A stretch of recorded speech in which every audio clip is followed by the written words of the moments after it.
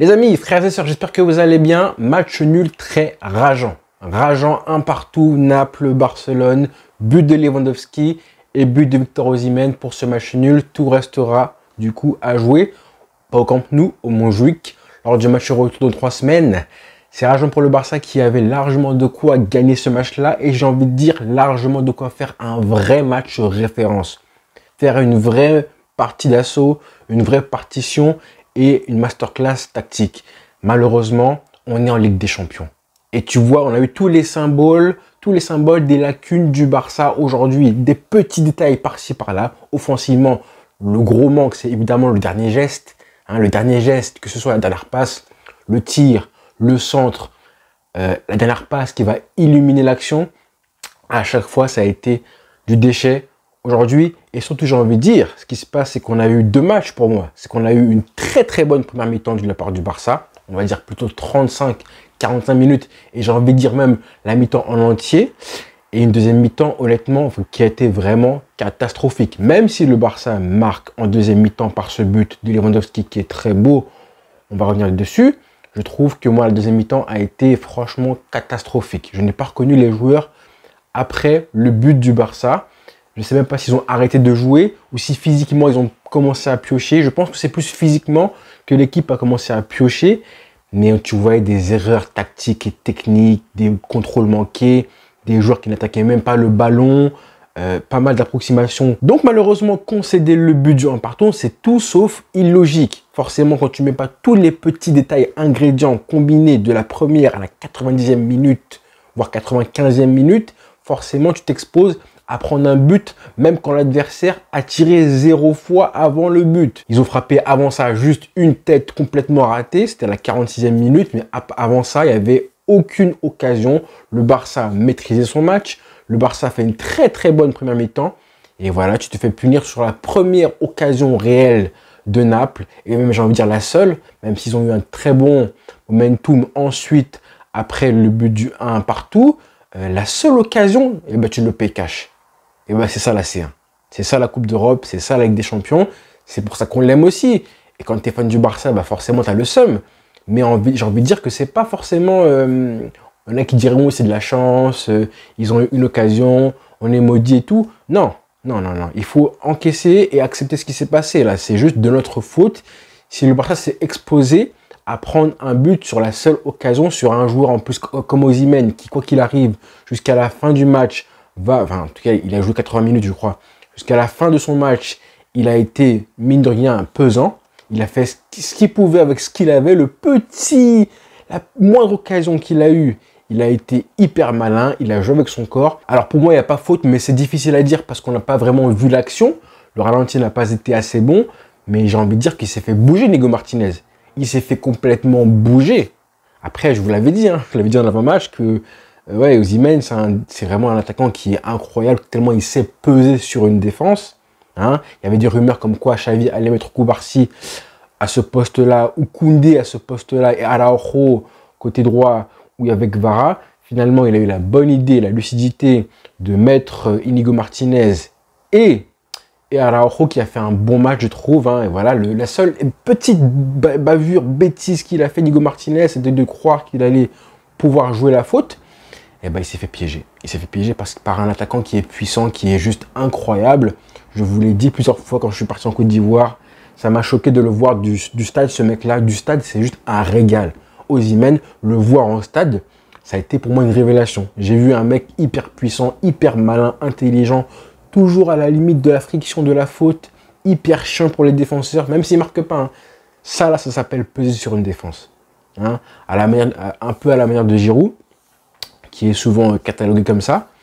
Ça, pour moi, c'est un vrai numéro 9. Après, bon, je ne vais pas trop à me plaindre parce que Lewandowski a fait son match.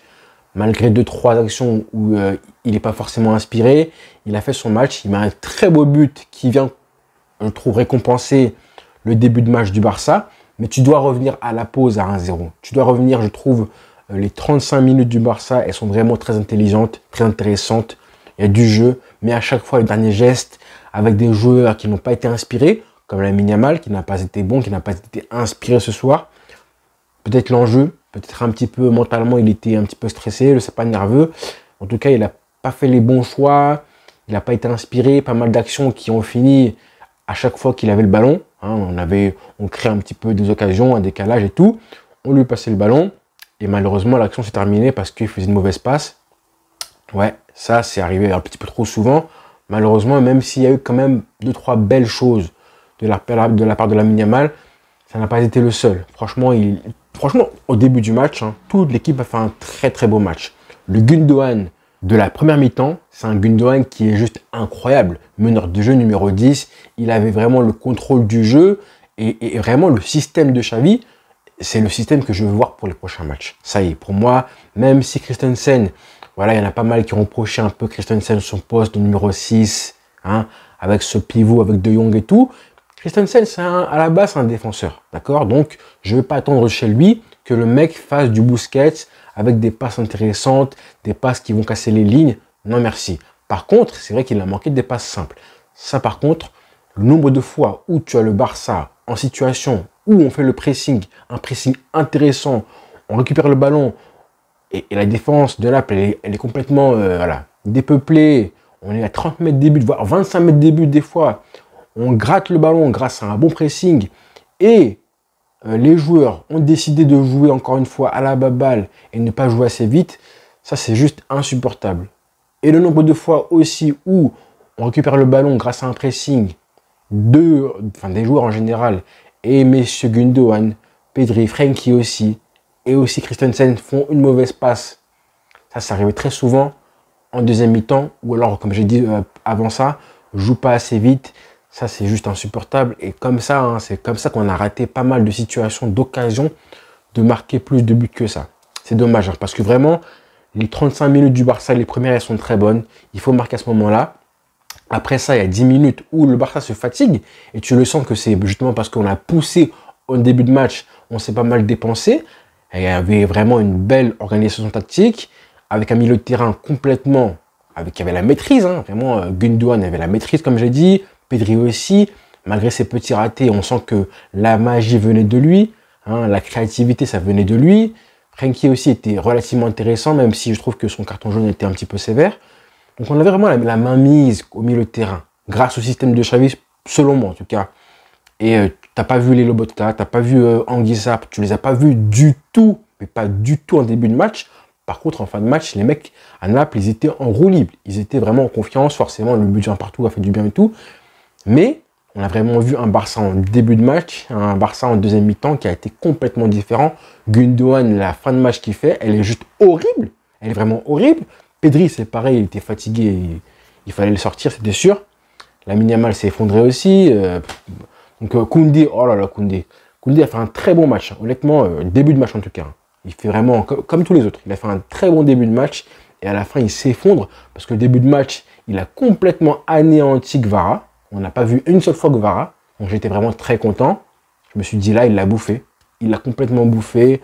À chaque fois au pressing, il a suivi au marquage. On ne l'a pas vu une seule fois. Il n'a même pas laissé une seule fois se retourner. Donc ça, j'ai kiffé. Et ensuite, Koundé, deuxième mi-temps, je ne sais pas ce qui s'est passé. Encore une fois, comme les autres, hein, il a complètement baissé. Des mauvaises passes, des passes que tu rends à l'adversaire qui nous mettent en difficulté. Je n'ai pas du tout compris sa fin de match, malheureusement. C'est vraiment dommage. Hein, et j'ai envie de dire que les changements de Xavi arrivent un peu trop tard. On n'a pas vu Rafinha qui a pu peser, même si je pense que ce n'aurait pas été le cas quoi qu'il arrive. Et on n'a pas eu un Joao Félix qui a pu peser aussi, même si lui, voilà, je trouvais que de ses pieds, il y avait un peu plus de choses intelligentes dans ses appels de balles et tout, comme d'habitude. Il est un peu plus inspiré, mais ça n'a pas été suffisant non plus. Donc les deux n'ont pas pesé du tout, et les deux sont arrivés un peu trop tard, malheureusement. Donc rageant, vraiment rageant, encore plus quand tu mènes au score à 1-0, normalement tu as la main mise sur le match, normalement tu réussis à mettre un coup au moral à l'adversaire. Le but du 1-0, il est beau en plus. C'est pas comme si c'était un coup de pied arrêté. Là, c'est enfin une action où on a un beau mouvement de Pedri, la passe qu'il met entre les jambes. Comme je le disais, la créativité, la passe entre les jambes. Et vraiment le geste de Lewandowski. Ce qu'il fait sur le but, c'est très fort. Là, c'est un vrai numéro 9. Là, c'est des actions que le mec a dû travailler toute sa carrière. Hein, le sang-froid. Le fait que si tu le touches, il y a penalty. Donc, il joue avec son corps. Et je pense que déjà, avant même de faire son petit crochet, il sait à l'avance ce qu'il va faire. Le petit crochet, pour un petit peu décaler le défenseur et frapper en dessous de ses jambes. C'est parfait. Parce que je pense qu'il y a très peu de personnes qui s'attendaient à voir cette frappe-là. Je pense qu'on était tous, on s'attendait, je pense tous, à voir un Lewandowski frapper comme ça, première intention, côté ouvert, hein, un peu sur la gauche du gardien, au deuxième poteau, enroulé. Et pourtant, il a frappé, il a fermé le pied. Il a fermé le pied et frappé un très beau but, un geste en tout cas d'attaquant, vraiment en pur, hein, un vrai numéro 9 pur. Donc c'est fort ce qu'il a fait, merci à lui, quand même, il faut le respecter. Hein. Et ça aurait dû nous offrir du coup la victoire à Naples, malheureusement ce ne sera pas le cas. C'est dommage, hein, parce que tactiquement, je trouve qu'une victoire, ça aurait fait du bien à la confiance et ça aurait confirmé à Xavi que ce système-là, je pense qu'on peut le garder pour les prochains matchs, même si, comme je disais, Christensen, il a ses limites, il a ses lacunes, d'accord, en tant que numéro 6, mais on ne va pas s'attendre de lui qu'il fasse des choses avec le ballon. Lui, ce qu'on veut, c'est qu'il réussisse à apporter un équilibre au milieu de terrain. Parce que vous avez vu, comme je disais, on n'a pas vu Anguissa, Lobotka non plus. On n'a pas vu des contres énormes de Naples, alors que c'est une équipe qui contre très bien avec des joueurs de ballon sur les côtés. Ils le font très bien, on n'en a pas vu. Donc je pense que ça a été permis parce qu'avec une grosse densité au milieu de terrain et un Christensen en numéro 6. À la fin, forcément, il était carbonisé. Attention aussi au carton jaune parce que on a eu Christensen, on a eu Inigo Martinez, Frenkie de Jong qui seront tous sous la menace d'une suspension en quart de finale, en cas de quart de finale. Donc attention au retour, ça va être hyper important. Mais en termes de jeu, c'est à ça, en tout cas, ce qu'on a vu des 35 premières minutes de jeu, et même, j'ai envie de dire que les 10 minutes là, vous voyez, il y a ces 10 minutes là qui sont hyper intéressantes. Parce qu'en fait, le Barça commence à piocher physiquement, à cause des efforts faits avant ça, et du coup, se met à défendre et à subir un peu plus. Mais la façon dont le Barça défend, c'est hyper important. Avec cette espèce de... Voilà, cette espèce de volonté de ne pas reculer, avec une grosse densité au milieu de terrain, hein, comme je le disais, Christensen, et sur les centres, bah, les Koundé, Araujo, ils se sont régalés. Ça, c'était vraiment bien de la part du Barça de savoir comment maîtriser un temps faible, les temps faibles du Barça. Maintenant, après le but, ça par contre, c'est pas un temps faible maîtrisé du tout. Un Barça qui recule, qui commence à balancer des ballons n'importe où, qui est Ter aussi, les dégagements au pied qui nous mettent en difficulté ensuite. On a revu le Barça qu'on voit en Liga en fait. Koundé, pareil, des dégagements qui arrivent et qui arrivent au milieu de terrain. Et là, Naples intercepte le ballon et ils arrivent à être face au jeu avec de l'espace et une défense désorganisée. Tout ça, on l'a vu tellement de fois en deuxième mi-temps. Ça, par contre, ça me dérange. C'est pas comme ça qu'on défend un avantage au score. Pas du tout. Comment on le défend, c'est justement comme on a vu quand il y avait 0-0 entre la 35e et 45e minute où là, le Barça défendait très très bien. On n'était pas inquiété, on était en maîtrise, en gestion défensive, avec une possession quand on pouvait, même si on ne sortait pas forcément les ballons. En tout cas, dans les duels, il y avait de l'impact. Alors qu'en fin de match, tous les duels étaient perdus, c'était juste... Voilà, après, c'était forcément le momentum à ce moment-là où un Naples voulait pousser, ils avaient marqué un but du 1 partout, donc c'était un peu logique.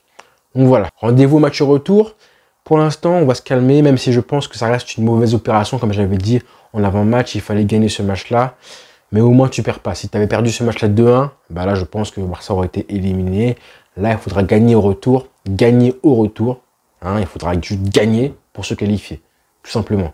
Pas le choix. C'est un dilemme. C'est soit tu gagnes et tu passes, soit match nul et tu t'exposes au pire. Voilà. Bonne soirée à tous les frères.